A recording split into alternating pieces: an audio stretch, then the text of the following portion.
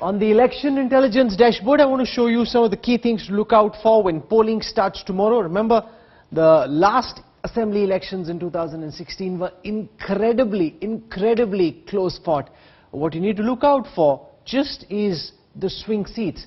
There are 118 seats out of the total 234 seats in the Assembly of Tamil Nadu, where the winning party has changed in every election over the last 3 elections. 75 of those swing seats were won by the DMK in the last elections, but these are seats that are highly volatile. If I were to come to the margin calculator and show you how close this election is and pick those seats where the margin of victory was less than 5,000, there are 52 such seats, 54 such seats out of 234 where the margin of victory was less than 5,000. The AIADMK picked up 31 of those seats. Along with its alliance partners, the DMK 23. But when the margin of victory is so narrow, then you really can't tell where that seat will go. But remember, if we were to look at the 2019 Lok Sabha trends, and if that was the trend that were to carry forward through polling day, then it's a one-way sweep for the DMK. But how much has EPS been able to claw back since that debacle? Now, Tamil Nadu typically registers in the mid-70s when it comes to voting percentage. So it was 2016, 75% of the voters voted, in 2011, 78%, and in 2006, 71% of the voters voted. So it's typically between 71 and 78 according to the trends of the last 3 elections. I want to introduce also at this time Priyambada, who's been tracking this election very closely for us, also TM Veeraraghav. Veeraraghav, I come to you first. What are the factors that you will be looking out for?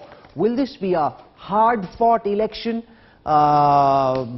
like the previous assembly election, or do you think the DMK sweep in the 2019 Lok Sabha elections, even if it doesn't get carried forward in the same way, but that will be the trend that will get repeated through the state tomorrow? What's your sense, Veeraraghav? I think it's possibly the latter. I don't suspect this to be as close an election as it was in 2016, which was something that we haven't seen in Tamil Nadu historically. That was an extremely close election, 0.15% vote share difference between AIADMK and DMK in the end in that election. I don't think this one's going to be that close. This is going to be a decisive election. The factors you asked me, I think the first factor is the caste factor. This is the first time in Tamil Nadu as an observer that I've seen. While caste has played an extremely important factor, Rahul, all across, this is the first time that one has seen the open assertion of caste. When you have a 1-year quota being announced and a deputy chief minister going out trying to consolidate the Tevar vote, there is a sense that the chief minister has catered to one particular caste, and I think the AIADMK feels the absence of a leader who's risen above that. The second and most important factor is, I think, the feeling of the Tamil identity being under threat, which has been played out by the DMK and the BJP as a burden that the AIADMK is carrying out. These are factors, and I think these are very crucial factors in these elections that you watch out for. As you pointed out, the seats that you're looking for will be very close indicators on counting day on how the state is voting. Bodhi Nayakanur, for instance, on what's happening to the Tevar vote in South Tamil Nadu, Edapadi on what's happening with the western consolidation bastion of the AIADMK, and of course Chennai on how the DMK is performing. Priyambada, you've had an opportunity during this campaign to speak to all the key movers and shakers in Tamil Nadu politics. What's their confidence level going into the big polling day?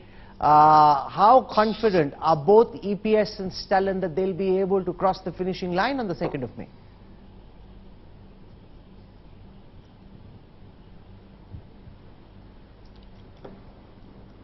Priyambada?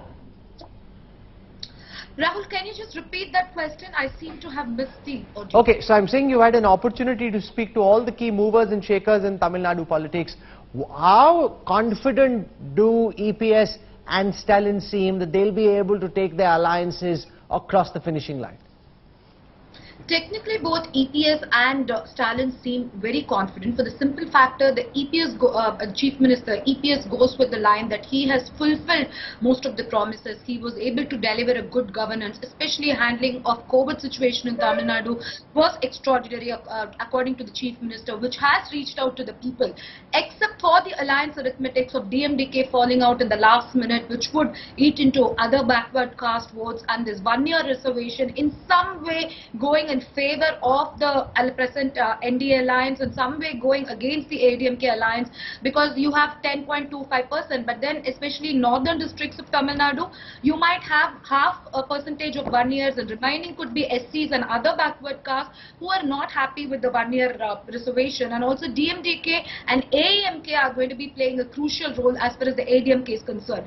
On the other hand, DMK also seems very, very confident. When we spoke to MK Stalin and when we spoke to the Stalin, they have been totally pitching not just on anti-incumbency, they have taken the corruption allegations, and especially in the last 10 days, the course of campaigning, the style of campaigning played an important role. Remember Udayanidhi Stalin bringing out that AIMS brick that was not the AIMS foundation brick that was lying down in Madurai, and how the central and the state leadership have not taken the schemes forward, and their line has been the NEET issue.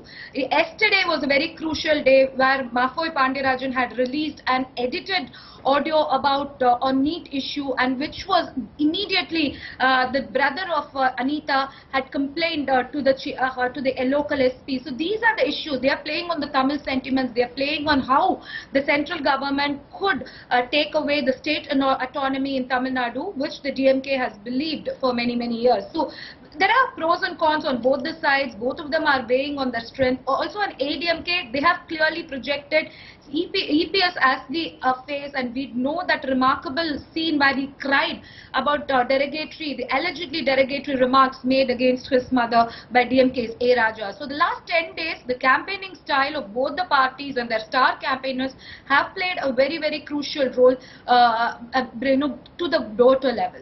Okay, so make no mistake, to his credit, E. Palanisamy has been able to claw back from where things were in 2019. So it won't be the kind of one-way traffic that we saw in 2019, but to what extent has he been able to change things? And will it still be a strong DMK victory or a tight fight? We look out for that all through the day.